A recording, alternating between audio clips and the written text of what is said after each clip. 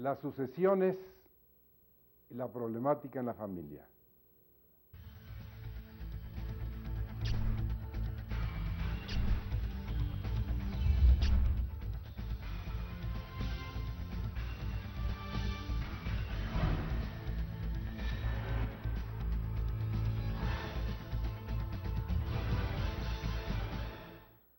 Bienvenidos a su programa Derecho Familiar.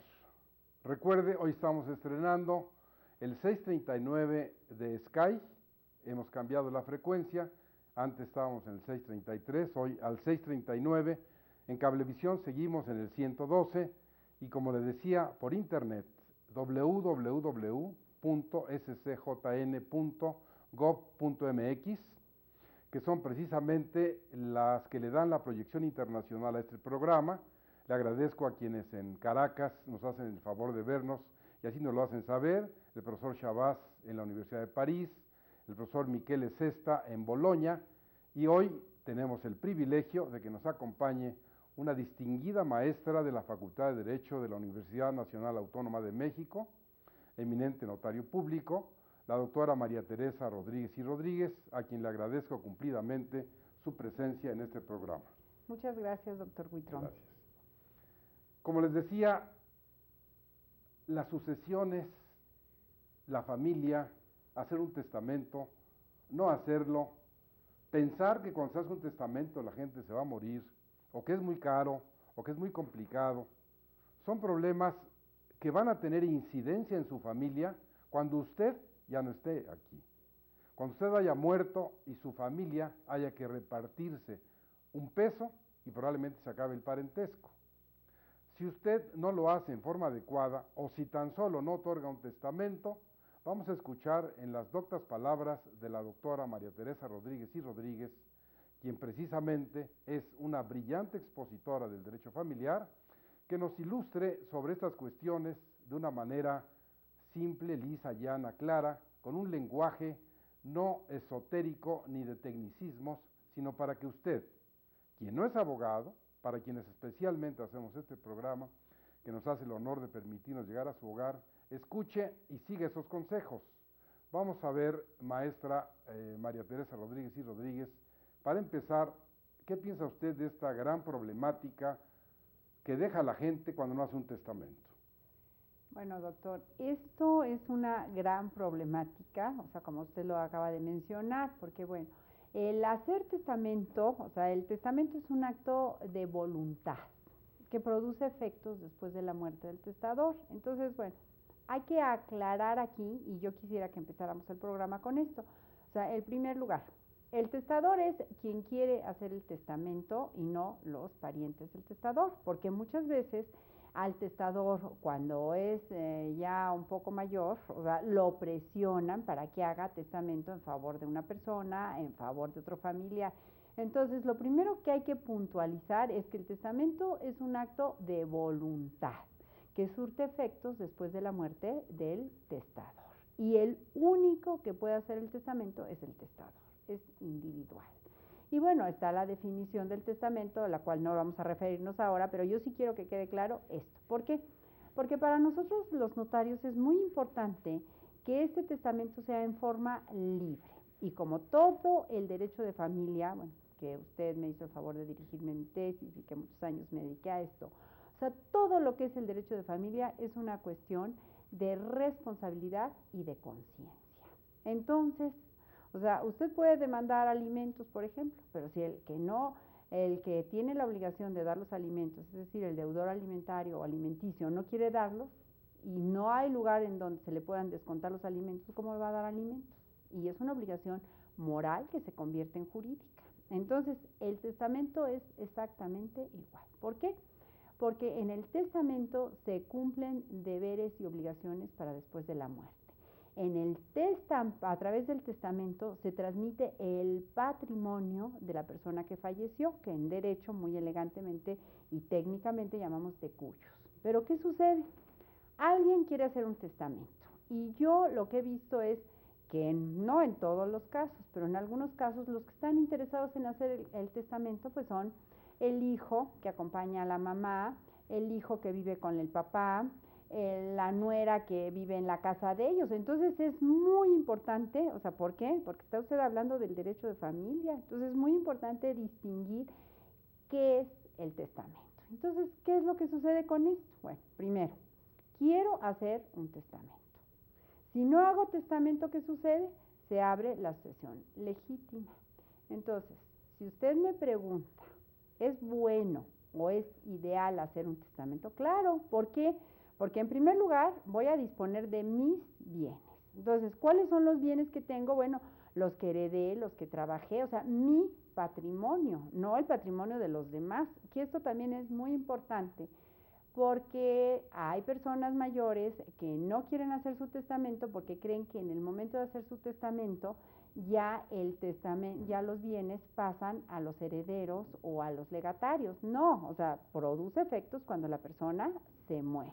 Y también los supuestos herederos y los supuestos legatarios no tienen por qué creerse dueños hasta que la persona no se muere. O sea, puede ser. Y otra cuestión muy importante es que el testamento es un acto de naturaleza revocable. ¿Qué quiere decir esto? Que cada quien puede hacer todos los testamentos que quiera hacer durante toda su vida. ¿Y por qué van cambiando los testamentos? Pues porque van cambiando las circunstancias. Entonces, su pregunta, que es una pregunta muy complicada, muy difícil y muy profunda, yo la contestaría de la siguiente manera. Bueno, en primer lugar es voluntad del testador. O sea, es libre. ¿Quiero hacerlo? No quiero hacerlo. Unido a esa voluntad del testador va la responsabilidad del testador. O sea, ¿por qué la responsabilidad del testador? Bueno, si por ejemplo una persona tiene 3 hijos mayores de edad, o sea, de 50 y tantos años, o sea, que se supone que, bueno, no a los 50 y tantos años, a los 20 y tantos años, cada quien debe tener su vida hecha y su patrimonio hecho, a menos que tenga alguna incapacidad. O sea, no quiere hacer testamento porque lo presiona, porque como dijo usted, me voy a morir, pues que no haga testamento. ¿Por qué? Porque entra la sucesión legítima y luego después vamos a platicar qué es mejor, si una sucesión legítima o una sucesión testamentaria. Pero bueno, eso es, o sea, en principio. Pero ¿qué sucede, por ejemplo, si un matrimonio o alguna persona individual tiene hijos, o sea, menores de edad o hijos incapacitados? Bueno, un testamento es de vital importancia. ¿Por qué? Porque en el testamento, en primer lugar, les tiene que les tiene que organizar el patrimonio para que a su falta, pues ellos puedan seguir viviendo y puedan seguir viviendo como familia y puedan seguir educándose los hijos, yendo a la escuela, recibiendo alimentos en general. Pero también es muy importante, doctor, porque ¿qué es lo que va a suceder, o sea, con estas personas? ¿Quién va a ejercer la patria potestad? O sea, la va a ejercer la patria potestad los abuelos paternos, los abuelos maternos, que ya son personas mayores, o alguien que ellos nombren tutor y que sea la persona idónea. ¿Quién va a ser el albacea? O sea, ¿quién va a entregar los bienes a los menores de edad? O sea, ¿quién les va a cuidar esos bienes a los menores de edad? Entonces, por eso le digo que si una persona, cada caso es diferente y cada caso es individual, como los testamentos. Si una persona ya tiene 3 hijos mayores de edad, casados, bueno, pues no quiere decir que se arreglen. Pero imagínese usted una persona, o sea, de 30 años, con hijos de 5, 7, 9 años, o sea, que no tenga un testamento, que tiene un seguro de vida, que tiene un bien inmueble, que tiene bienes y que tiene posibilidad, o sea, que tiene posibilidades que la esposa no trabaja o que la esposa también trabaja. Entonces, ¿qué va a hacer de esos menores si los papás ya son mayores y no pueden criar, o sea, o no pueden crecer a un hijo lo mismo una persona de 60 años que una persona de 40? Y por ley, usted sabe perfectamente eso, que los que ejercen la patria potestad en caso de que falten los padres, bueno, es el otro cónyuge, si es que no la ha perdido en divorcio, o los abuelos paternos o maternos. Y entonces, ¿qué sucede ahí? Pues muchas veces, las menores, pero bueno, o sea, en algunas ocasiones, cuando se muere el matrimonio, desafortunadamente juntos en algún accidente, cualquier cosa de estas que nadie esté exento, los abuelos paternos o los abuelos maternos se están peleando la patria potestad. Y entonces, imagínese usted que es el juez el que tiene que decidir. O imagínese usted, digo, porque no quiero ser muy dramática, pero son casos que suceden. ¿Qué pasa, por ejemplo, una abuela de 65, de 70 años, sin ingresos propios, sin tener la capacidad para administrar los bienes, o sea, que le dejen, que a lo mejor no son muchos, pero pues a lo mejor es un seguro de vida, una pensión, etcétera, y tres niños de 12 años, de 13 y de 14 años, o de menos edad, entonces, ¿qué, se van a ir con él? O sea, con la abuela. O sea, la abuela no es porque yo no vaya a decir, yo ya también voy a ser abuela, pero no quiere decir que yo desprecie a los abuelos, pero ¿quién podría hacerlo? Pues los hermanos, o sea, un tío, un amigo de ellos, o sea, hay muchas personas que son aptas para quedarse con los niños, tanto jurídica como moralmente, y que los pueden educar, y eso cómo se resuelve con un testamento, porque en el testamento, a falta de cada uno de, o sea, de los que ejercen la patria potestad, se nombra un tutor. O sea, bueno, y entonces, vean ustedes lo que es saber. Prácticamente la doctora María Teresa Rodríguez y Rodríguez nos está dando una cátedra, porque en realidad ese principio, frente a una interrogante, y empieza a dar respuesta y además da la norma y después los ejemplos, para ustedes que nos permiten llegar hasta su hogar, resulta muy didáctico, muy simple entenderlo. Probablemente, como bien decía ella, esta primera pregunta da para eso y para más, porque concientícese usted, no quiere problemas para su familia, haga su testamento. Y en ese testamento determine lo que quiere. Y también, como acertadamente ella lo decía, que no sean sus parientes, que no sean sus hijos, que no sea su concubina, su cónyuge, su amacia, quien le diga, testa, déjame los bienes, o hazlo de esta o de aquella manera. Igualmente hay que destacar de lo que ella decía, que al ser esto un acto voluntario, que usted expresa su voluntad de hacerlo, en la misma forma va y le dice al notario, oiga, ya no quiero ese testamento. Técnicamente lo revoca y usted otorga otro. Y como bien decía la doctora Rodríguez, así usted podrá estarlos haciendo hasta que usted está cambiando, su familia cambió, usted se equivocó hace 20 años cuando hizo su testamento, cámbielo. Haga uno nuevo adecuado a estas circunstancias, pero siempre pensando en el bienestar, pensando en su familia. Estas cuestiones, que no requieren más explicación, ahora vamos a regresar con la doctora Rodríguez para que nos diga su experiencia como notario, su sabiduría jurídica, sus años de ser maestra en esta materia, qué testamento le aconsejaría a ustedes, que nos hacen el favor de ver, que otorguen y realmente si es caro, si es barato o si esto va a prevenir los problemas que usted le puede dejar a su familia. Por favor, doctora. ay, doctor, muchas gracias por todo, pero, y esto es muy, muy importante, le voy a decir por qué, porque hay que crear conciencia.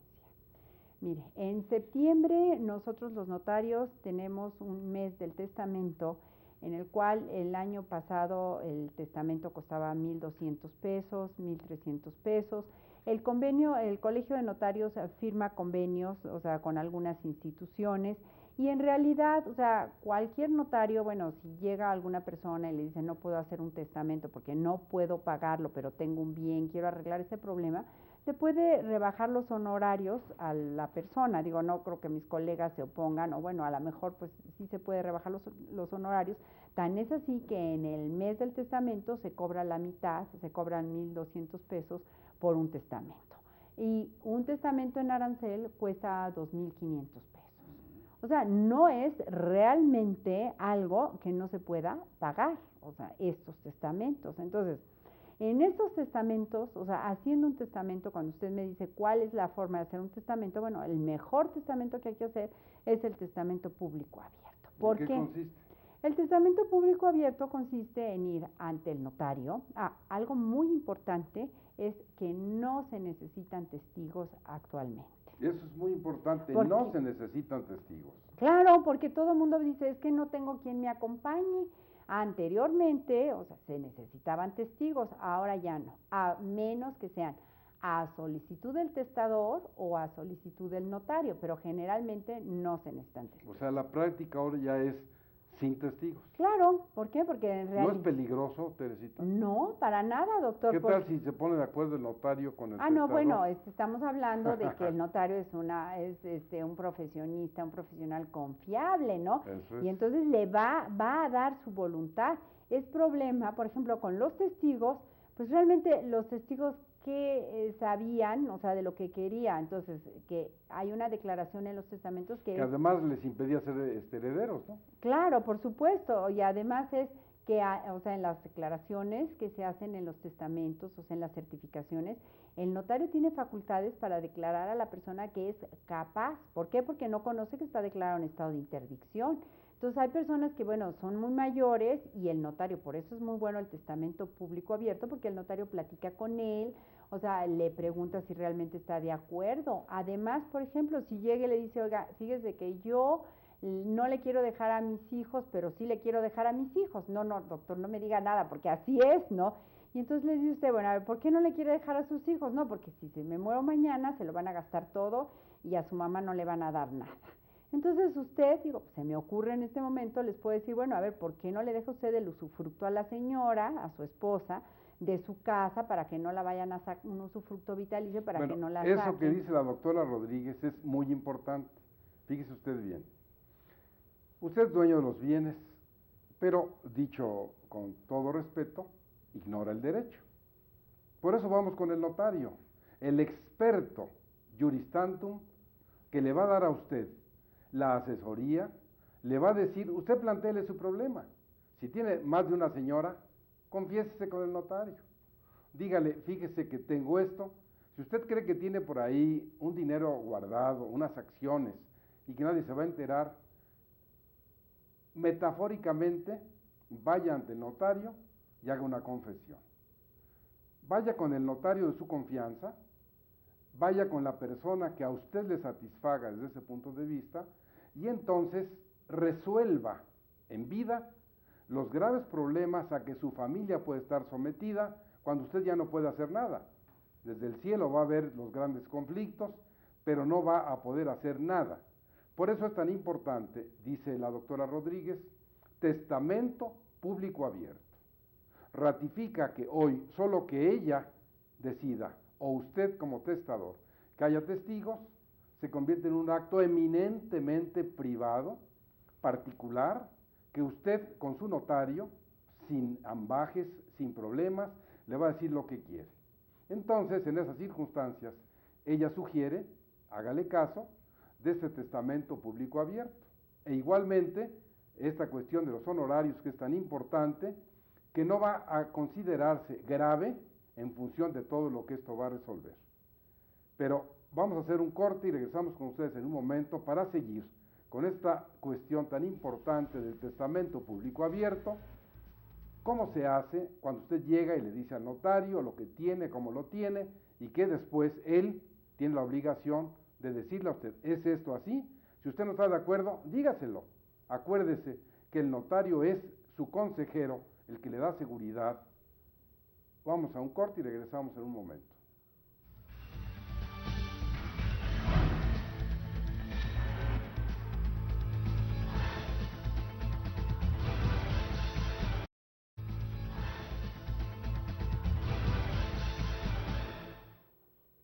Pues como le decía yo, y ratificaba la doctora Rodríguez y Rodríguez, haga su testamento y oriéntese hacia el testamento público abierto. No necesita testigos, en realidad no es caro y es mucho lo que le va a resolver. Pero hay una figura fundamental en el testamento.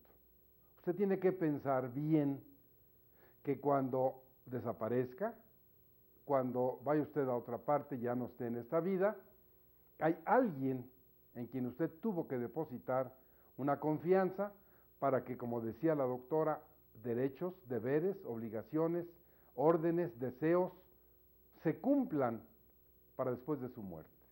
La figura central de un testamento público abierto, después del testador, por supuesto, y que, como ella bien decía, se requiere un muerto para que produzca consecuencias jurídicas, es el albacea. El albacea, que vamos a escuchar de los labios de la doctora María Teresa Rodríguez y Rodríguez, quién es, tiene derecho a unos honorarios, cuánto se puede llevar, cuánto tiempo dura, qué tan importante es un albacea, doctora, Bueno, para que lo piense el señor que va a hacer el testamento y vea a quién designa. aquí tenemos mucho de qué platicar, porque Sí, bueno, pues yo primero, bueno, de todo el tema... Bueno, por eso acuérdate que este no es el único programa. Bueno, va a muchas haber gracias. otros en los que estás ya de antemano comprometida. Bueno, muchas gracias.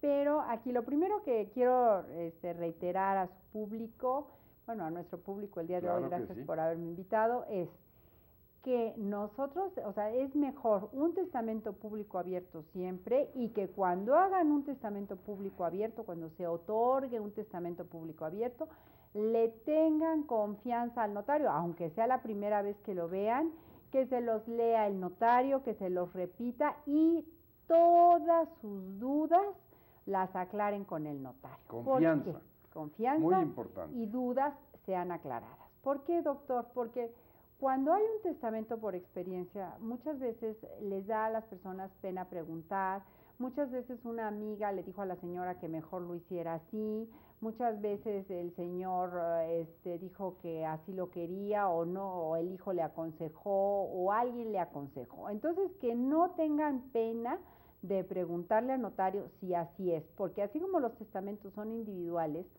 cada caso es individual. Entonces hay, como usted lo decía antes del corte, hay quienes, por ejemplo, tienen hijos o fuera de matrimonio, hay quienes tienen otras señoras, hay quienes tienen varios matrimonios, entonces que le platiquen al notario, o sea, ¿Todo? ¿para qué? Para que el notario realmente, y también es muy importante, no solamente que le platiquen, sino que le digan qué quieren y cómo quieren, porque como empezamos platicando, son los bienes, es el patrimonio, y que el notario con base a la experiencia les aconseje para resolver su problema, porque hay testamentos que son muy sencillos y hay testamentos que son muy complicados. O sea, no en cuanto a la forma de hacerlos jurídicamente, sino en cuanto a la problemática y a las necesidades del testador para que el testador se quede feliz y se quede tranquilo. Bueno, aquí es importante, voy a hacer un paréntesis para reiterar lo que dice la doctora Rodríguez y Rodríguez. Confiésese ante el notario.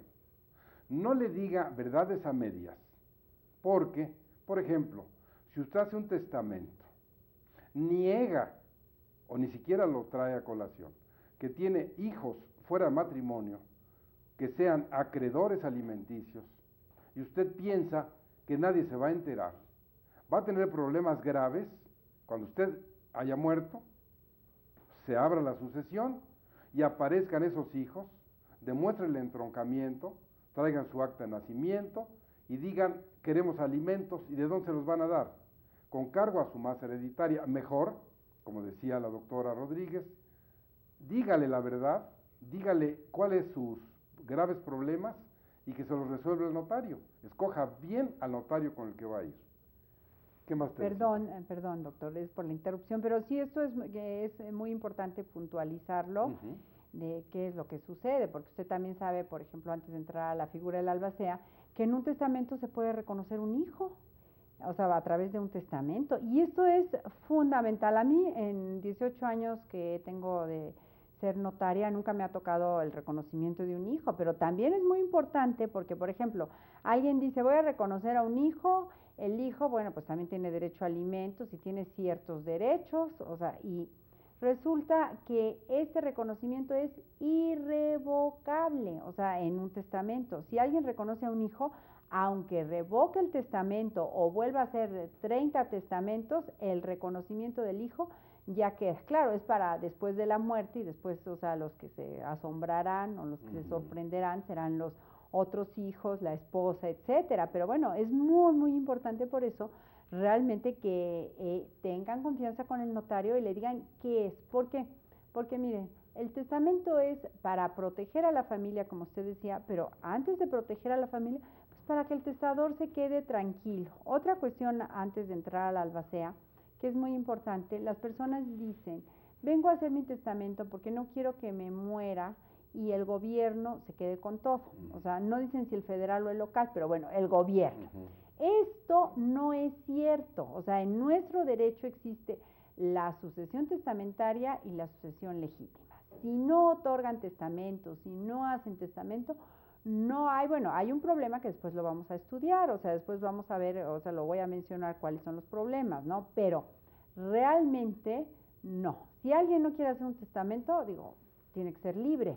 Y por otro lado, los bienes no pasan al gobierno, los bienes pasan a los herederos legítimos, que también es muy importante puntualizar esto, porque eso es una falsa creencia, es un error generalizado de que si no hago testamento, o sea, mis bienes van a ir al gobierno. No. Digamos que por excepción, si la persona no tiene parientes, ¿qué se hace con sus bienes? Ah, bueno, si no tiene parientes, entonces sí pasan al Sistema Nacional de... Pero si él dijo, a pesar de no tener parientes, en un testamento que se los deja a la institución X, esa hereda. Ah, no, claro, por supuesto. Pero en la sucesión legítima sí le tocarían a la salubridad. Sí, exactamente, ahora es el Sistema Nacional para la Infancia.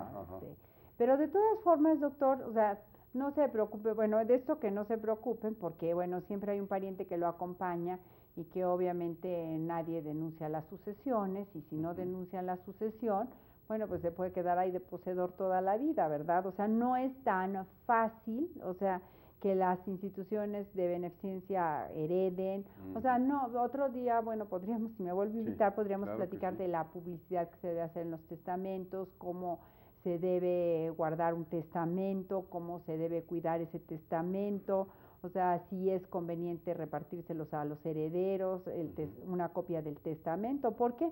Porque, bueno, hay personas que no saben que heredó la beneficencia, alguna institución de beneficencia pública, alguna institución de beneficencia privada, o sea, como herederos, o sea, si no tienen parientes hasta el 4º grado, bueno, pues sí. Pero, por ejemplo, cuando sí, lo más probable es que casi todos tengamos parientes, ¿no? Bueno, hasta el 4º grado. Bueno, entonces ahora sí ya me voy a concretar. Al albacea. Que es tan importante, ¿no? Claro, el albacea es muy importante porque, mire, otra vez, doctor, llegamos, y usted mejor que nadie, porque usted es, bueno, el experto en derecho de familia, sabe que la familia es el derecho más interesante que hay, el más intenso, porque, bueno, vienen involucrados los sentimientos más profundos, más elementales, más primitivos, que son la familia. Y entonces, esto es muy importante, el albacea, porque el albacea, desde el punto de vista jurídico, es el que se encarga de entregar los bienes a los herederos y a los legatarios.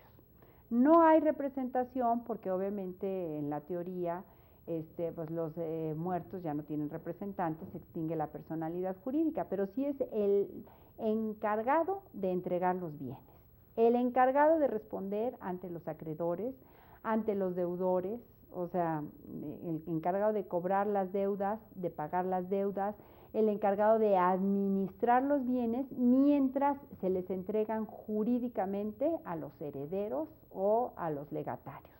Entonces, realmente la figura del albacea es muy importante, porque imagínense que ahora, en este mes de enero, del mes de febrero, que hay que pagar los impuestos prediales, que llegan los prediales, cuando se tiene que pagar el impuesto sobre la renta, todas estas obligaciones que hay que cumplir, ¿quién las va a hacer? Pues las tiene que hacer el albacea. Es decir, o sea, él es el que va a hacer un inventario y un avalúo de los bienes que dejó el testador. Viendo esa trascendencia y esa importancia, me gustaría que escucharan algo muy simple. ¿Quién es la persona idónea para ser albacea? Bueno, en las familias, de mi experiencia, la persona idónea para ser el albacea es la persona que es de los miembros de la familia, el que es el conciliador, el que no está disgustado con los demás miembros de la familia, o sea, una persona que sea, moralmente solvente. O sea, ¿qué quiere decir esto? Bueno, pues el código... Poniendo las circunstancias casi ideales, pero escuchen bien la voz de la experiencia, porque la doctora dice, en la familia, por ejemplo, un líder, alguien que sea querido por todos, pero si es una familia con grandes conflictos, ¿se puede nombrar un albacea ajeno a la familia? Claro, por supuesto, o sea, tiene que ser una persona, como usted lo dijo anteriormente, que sea de toda la confianza del testador. Pero también aquí hay otro problema que es un problema real. El albacea tiene derecho a cobrar por ley el 2% de o sea, del total de la masa hereditaria. Entonces, ¿qué es la masa hereditaria? Bueno, se suma todo lo que tiene la persona que se murió, el de cuyus, o sea, se hace una suma y dice, bueno, tiene 1,000,000 de pesos, o sea, todo lo que tenía sumaba 1,000,000 de pesos, pues el albacea cobra el 2%. Si son frutos industriales, es decir, si hay que trabajarlos, o sea, esto tiene derecho a cobrar el 5% de remuneración. Entonces, bueno, pues también hay que ver que el albacea muchas veces, cuando no son sucesiones que tengan mayor problema en los bienes, son 3 hijos, 3 casas, y a cada uno le va a entregar una casa y nombra usted a un tercero, pues el tercero se presenta a la firma feliz de la vida y cobra su 2%. Ahora, claro, si esta persona es moralmente solvente, pues no cobra, pero si quiere cobrar, tiene derecho por ley a cobrarlo. Ahora, yo nunca he tenido un testamento en 18 años donde también, como lo prevé el Código Civil, el albacea, el testador puede dar la remuneración al albacea, es decir, puede establecer, yo quiero que a mi albacea se le pague el 10%, yo quiero que a mi albacea se le pague con el coche que tenga yo en ese momento, yo quiero que a mi albacea se le pague con mi reloj, no sé, podría ser, ¿no? Que esto también, por ejemplo, pues el coche que tenga en ese momento, luego sucede. O sea que es posible que ese albacea lo haga en forma o normalmente gratuita. Claro, generalmente. Pero, en esas circunstancias es importante que usted, como testador, sepa la trascendencia de designar un albacea, que ese albacea tiene derecho a honorarios establecidos por el Código Civil o lo que el testador le haya dejado, y que además el albacea va a tener la opción de escoger o los honorarios o lo que le dejó el testador. Entonces, volvemos a algo muy específico. ¿Qué obligaciones tiene la albacea, doctora? Bueno, ¿O no tiene? No, claro que sí tiene, pues si va a cobrar, además es o sea, es un cargo que lo honra, o sea, porque el ser albacea es algo verdaderamente que nosotros no nos damos cuenta. ¿Es grave? No, no es grave, es honorífico, o sea, es un cargo que llena de orgullo al que lo recibe. ¿Por qué? Porque quiere decir que el de cuyos, o sea, tenía confianza en él, sabía que le estaba dejando la misión de entregar jurídicamente sus bienes. Digo, esto obviamente, claro, va a decir usted que ya soy una mujer cursi, pero no es que sea yo cursi, pero imagínese usted, o sea, si usted nombra una albacea en su testamento, que es el que va a entregar los bienes, claro, tiene obligaciones legales, pero también independientemente de que tenga obligaciones legales, en el sentido más puro de lo que es una albacea es en quien el testador depositó su confianza para entregarle a sus seres queridos, porque ¿a quién le va a dejar sus bienes? Pues a sus seres queridos. A sus seres queridos, o sea, los está protegiendo a través de una persona que es el albacea. O sea, digo, claro, esto es fuera del derecho, pero acuérdese que el derecho recoge en el derecho de familia, en las sucesiones, los sentimientos más primarios que tiene un individuo, que es el amor a su familia, a sus seres próximos, a su sangre, a quien escogió para formar una familia. Entonces, ¿qué es una albacea? Bueno, desde el punto de vista jurídico lo vamos a ver ahora, pero desde el punto de vista legal, al igual que, o sea, desde el punto de vista de un albacea, al igual que un tutor, pues son personas en las cuales se deposita ampliamente la confianza. Entonces, cuando a una persona lo nombran albacea, lo honran, o sea, con una confianza. Sí, porque el notario le dice, ¿quién es un albacea? Pues el que se va a encargar de entregar sus bienes. Entonces quiere decir que ese albacea, aparte de estas características morales, familiares, personales, y que la ley le pone una carga, pero a la vez le da el derecho de cobrar, puede estar en esta hipótesis a la que voy a regresar después de un corte. Puede un albacea, por mal comportamiento, ir a la cárcel. Puede, si además le hubieran dejado una parte en la herencia, perderla. Piense. Regresamos en un momento con usted.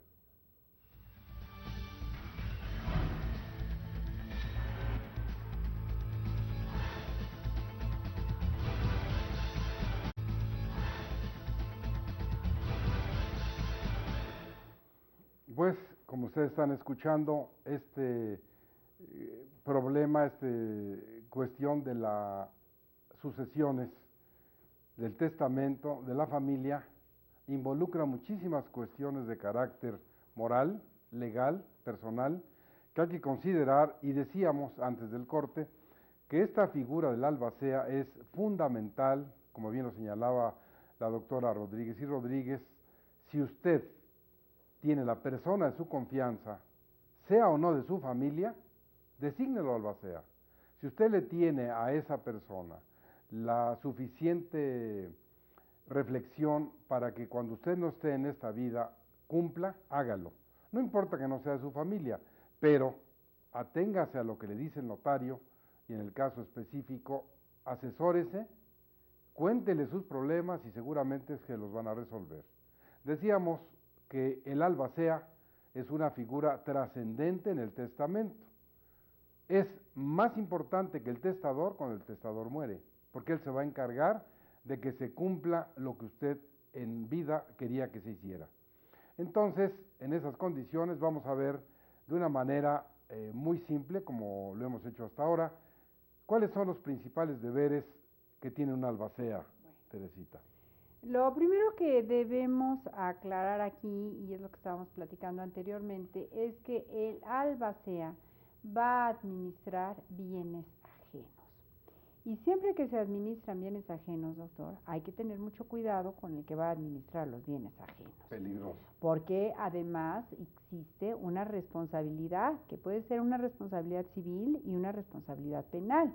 Entonces, bueno, yo antes del corte le dije que ser albacea era un honor, pero bueno, también ser albacea implica una responsabilidad muy grande. ¿Por qué? Porque no solamente es una responsabilidad a la memoria de cuyus, o sea, del que lo nombró albacea, sino una responsabilidad frente al notario. Entonces, bueno, la primera obligación, y es fundamental, es abrir la sucesión, es decir, presentar el testamento. O en este caso va a decir usted, bueno, y si me nombraron albacea y nada más me lo dijeron, pero yo no tengo el testamento, bueno, pues hablar con los herederos para ver si ellos tienen el testamento, si no, ir con el notario de su confianza, y el notario de su confianza manda pedir unos avisos al archivo judicial y al archivo de notarías para ver si existe cualquier clase de testamento, si hubo o no testamento, y luego, bueno, si es nombrado albacea o no. Pero bueno, la primera obligación es esa. La segunda obligación, que es muy importante, es asegurar los bienes del de cuyos, es decir, los que conocen.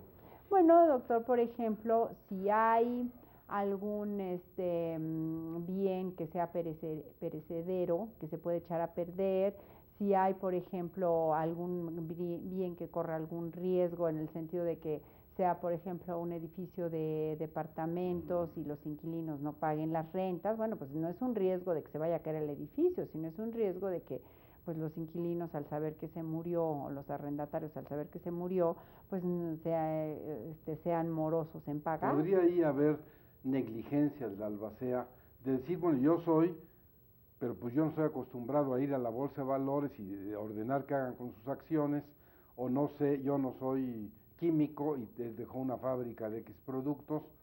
¿Hasta dónde llega esa responsabilidad? No, la responsabilidad del albacea no quiere decir que se sustituya en la persona que se murió, es decir, la responsabilidad del albacea es ver que las cosas funcionen, es decir, es una responsabilidad de administración. Pero si es un químico, bueno, por seguir el ejemplo, bueno, él tendrá que asesorarse de un químico, tendrá que asesorarse que la administración de la fábrica de químicos se maneje bien, ¿cómo? Con un contador, con un auditor, O sea, el albacea, dependiendo la variedad de los bienes de la herencia, puede, por ejemplo, contratar un abogado, un contador, un químico, o claro, le van a tener que autorizar esto. No, pero con el consentimiento de los herederos, siempre y cuando, o sea, no sea para actos con el consentimiento de la mayoría de los herederos o de los herederos, ¿para qué? Para que sean, porque va a ser con gasto a la sucesión. Entonces, él tiene que ver cuál es, por ejemplo, el promedio de que va a cobrar un contador, el promedio que va a cobrar un administrador. El albacea va a ser un administrador, pero él se va a auxiliar de otro administrador. No quiere decir que el albacea tenga que ir a cobrar las rentas. El albacea tiene que ver que se cobre las rentas, que la empresa, por eso tiene derecho en el caso de los frutos industriales, tiene derecho al 5%. Tiene que ver que la empresa funcione, no quiere decir que él vaya a ir a dirigir la empresa. Que esto también es muy importante, doctor, le voy a decir por qué. Porque, bueno, tiene la obligación también de hacer un inventario y hacer un avalúo. Entonces, quiere decir que tiene que hacer, o sea, un inventario, es decir, ¿qué hay en la masa hereditaria? ¿Qué dejo para ver qué voy a adjudicar? ¿Sí? O sea, porque puede ser que a una persona deje un legado de una casa y resulta que la casa la vendió hace 2 años. Y entonces hay que ver si es un legado con cargo a la masa hereditaria que hay que comprarle otra casa o simple y sencillamente ya no aparece en la herencia. Entonces, bueno, todo esto es muy delicado porque tiene que hacer el inventario, tiene que hacer el avalúo. Y yo le decía, tiene que ser una persona conciliadora, tiene que ser una persona que se lleve bien con los herederos y todo esto, porque los herederos pues son los que son más próximos al testador. Y entonces, bueno, ahora al muerto, y entonces tienen que ver qué es lo que había y tienen que ayudarlo a recoger los documentos de importancia para presentarlos y para presentar su inventario y avalúo ante un notario, porque estamos en el supuesto de que es una sucesión que se está tramitando ante notario. También es muy importante porque el albacea representa en juicio al de cuyos, y no es que lo represente en sí como persona, sino representa su patrimonio, porque son los derechos y las obligaciones patrimoniales, o sea, las que son valuables en dinero, las que no se extinguen con la muerte. Entonces, imagínese usted en el caso de que tenga que demandar, por ejemplo, a uno de los arrendatarios porque no paga la renta, bueno, entonces es el albacea, porque todavía no se ha adjudicado y el heredero tiene derecho a una parte alícuota de la herencia, pero no tiene derecho a un bien específico porque no es legatario. Entonces, en general, esas son las funciones. Y por último, la más importante es adjudicar los bienes a los herederos y a los legatarios. ¿Qué quiere decir adjudicar? Bueno, yo sé que usted sabe, o sea, esto, pero para las personas, adjudicar quiere decirlos, hacerlos dueño de los bienes. Es decir, cuando ya se escritura ante notario público en el caso de los bienes inmuebles, o cuando son bienes muebles, cuando les entrega la factura si es que existe, o cuando se los entrega físicamente. Aquí es muy importante que el albacea siempre cuando entregue, por ejemplo, supongamos a un bien mueble que sea el piano, por decir algo, porque siempre dejan el piano. Entonces hay que le firme un recibo quien lo está, o sea, a quien se lo está entregando, ya sea heredero o sea legatario. No necesariamente tiene que ser ante notario, o sea, pero sí quiere decir adjudicar e entregar los bienes. Entonces, todo este proceso es la función del albacea. Hay veces que es un proceso, o sea, que se puede realizar en 2 meses, todo el trámite hasta que se hacen dueños. Hay veces que no se puede realizar en 2 meses. ¿Por qué? Pues porque son bienes que hay que administrar, porque alguno de los herederos no llega a adjudicarse, etcétera. Entonces, pero es muy importante porque cuando se abre la sucesión hereditaria y se acepta la herencia, quiere decir sí quiero ser heredero. Cuando se adjudica, ya en ese momento se transmiten los bienes del de cuyos a los herederos o a los legatarios, es decir, legalmente se hacen dueños. Bueno, es importante entender que técnicamente, cuando la persona muere, los herederos, si hubo testamento, adquieren derecho a la herencia, pero no significa que son dueños. Derecho a la herencia. Y como bien decía la maestra Rodríguez y Rodríguez, es muy importante que se sigan los trámites, que se haga lo que la ley ordena, para que quien tuvo derecho a esa herencia se pueda convertir en dueño. Porque entre el derecho a la herencia y convertirse en dueño, el testamento se puede impugnar, se puede morir usted, a quien a la vez le dejaron los bienes. Entonces esto va a complicar de una manera impresionante. Por eso a veces vemos que hay juicios tan largos, porque hay una sucesión sobre otra, no se resolvió la primera vez, los herederos del segundo quieren, pero ¿qué quieren si nomás era derecho a la herencia y no se habían adjudicado los bienes? Pero como bien decía la doctora Rodríguez, esto da para más que un programa, y yo sé que usted ahí en su casa lo está disfrutando, está aprendiendo, está casi, como ahora yo lo estoy haciendo con la doctora Rodríguez y Rodríguez, en un examen a título de suficiencia, donde más que eso, nos está dando una cátedra, nos está diciendo, usted haga su testamento, ahórrele problemas a su familia, pero ya vimos, nada más con esa probada, con esa muestra que nos da, que el albacea debe ser una persona con determinadas características, porque si maneja dinero ajeno, si se va a encargar de cobros, hay una cuestión muy importante para usted como albacea: rendición de cuentas. Usted va a tener que decir en qué gastó, cómo lo gastó, los comprobantes y todo lo demás, y que le aprueben eso. Seguramente que vamos a escuchar de la doctora Rodríguez algo importante y que quiero incidir en ello por lo que para mí y para usted representa el notariado público, una de las instituciones más importantes, de las más trascendentes en la vida jurídica de la familia y de sus miembros. Entonces, en esas circunstancias, vamos a escuchar si es conveniente en una sucesión testamentaria o intestamentaria, y si el notario está facultado para ello, qué es lo que la doctora Rodríguez le podría aconsejar a usted, que está en una hipótesis finalmente de que no se hizo testamento. ¿Podría un notario resolver ese conflicto? Claro que sí. Bueno, no en estricto sentido, doctor, aquí es muy importante. Puede resolver el conflicto de no haber dejado un testamento. ¿Por qué? Porque los notarios podemos llevar, o sea, las sucesiones intestamentarias. Pero lo más importante, doctor, en este programa, en esta plática, en todo, es que no exista, por eso os hago hincapié, conflicto entre los herederos. Porque para poder llevar una sucesión intestamentaria ante notario es necesario que todos los herederos sean mayores de edad, y que además de que sean mayores de edad, que no exista conflicto entre ellos. ¿Qué quiere decir? Que estén de acuerdo en ir con el mismo notario, que estén de acuerdo en que los bienes se repartan de acuerdo como lo establece el Código Civil, es decir, o sea, si en caso de que sea sociedad conyugal, el matrimonio, que sea separación de bienes, los hijos o cómo heredan los medios hermanos, o sea, que se sigan las reglas de la sucesión legítima.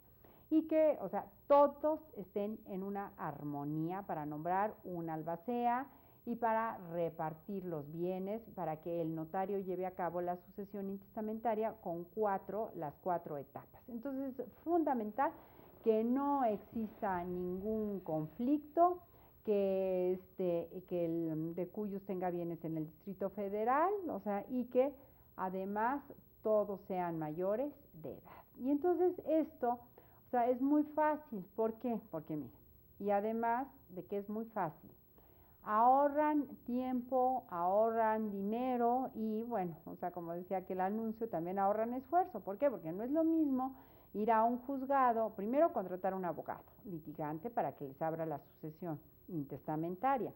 Entonces hay que pedir los mismos oficios, hay que ir al juzgado, hay que ir a la audiencia en la cual se les declara herederos y todo esto se puede hacer en la notaría. Nada más que aquí sí se necesita acreditar el entroncamiento con las actas del registro civil, se necesita también 2 testigos, o sea, igual que en la sucesión intestamentaria judicial, pero es más fácil, es más práctico, es menos caro, bueno, es decir, no es caro realmente porque, o sea, al final, o sea, el notario les cobra por iniciar la sucesión intestamentaria y no les cobra lo mismo que les cobra un abogado y además les cobra al final la adjudicación, que de todas formas la adjudicación la tienen que pagar, aunque se lleve el juicio, o sea, en un juzgado de lo familiar. Y además también por otro lado, ¿por qué no decirlo?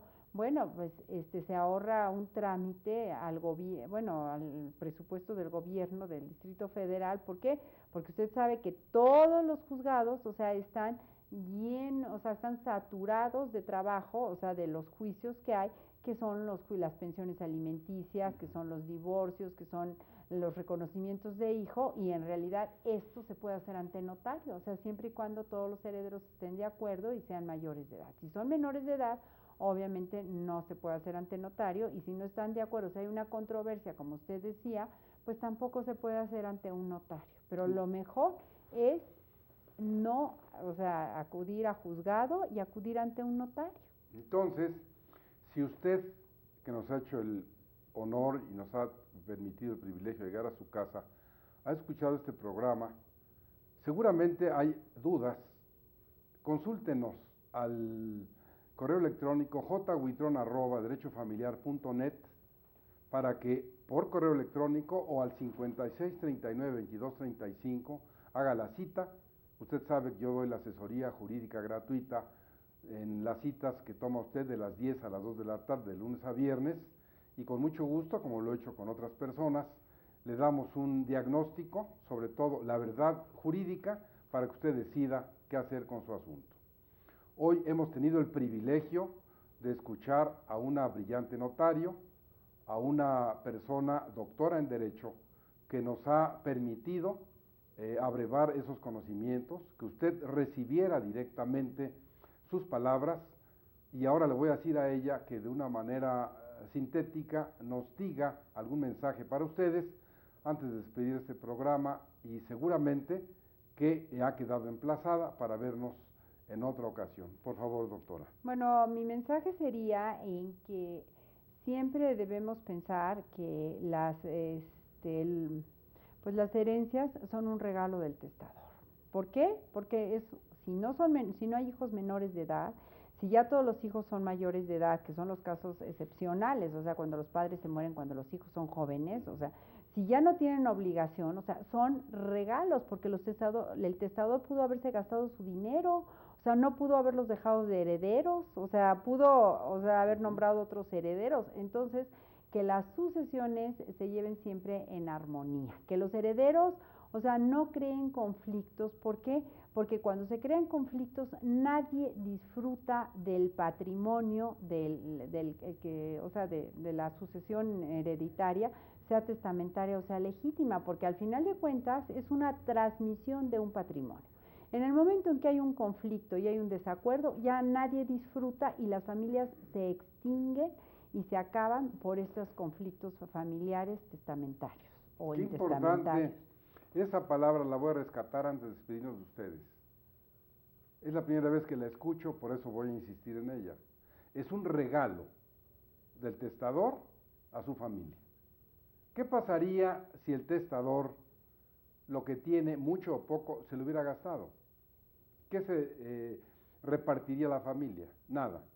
Entonces, como bien decía la doctora Rodríguez, tómenlo con esa filosofía, con esa serenidad. Es un regalo, y seguramente que al testador o al dueño de los bienes no le gustaría ver un conflicto en su familia por repartirse un peso, o que se acabe el parentesco por esa cuestión testamentaria.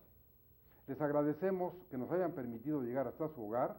Recuerde que hoy estamos en el canal de Sky 639 o en el 112 de Cablevisión, o como le decía, con proyección internacional al correo electrónico www.scjn.gov.mx para que usted nos plantee sus dudas.